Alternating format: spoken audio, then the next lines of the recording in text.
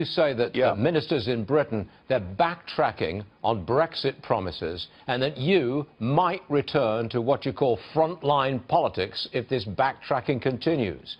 In what role do you see yourself? Well, Frank, I mean, I'm disgusted.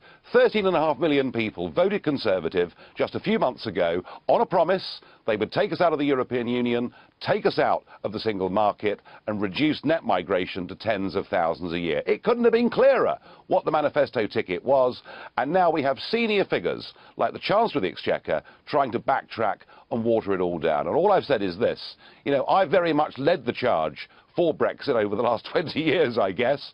And if we find in a couple of years' time that Brexit does not really mean Brexit, then we will have to fight that battle again. And I will, yes, have to don khaki and get back to the front line. Hasn't there been some backtracking on the part of the British electorate and maybe the European electorate as well, backtracking away from this kind of policy?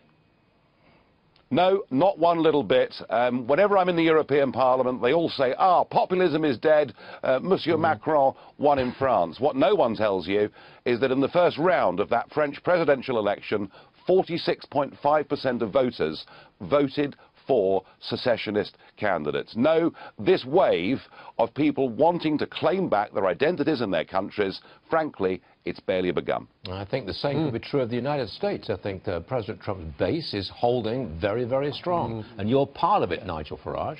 Thanks very much for joining us, sir. We'll see you again real soon, I trust. Thank you. Got it? You didn't, frankly, have the balls to put country before party.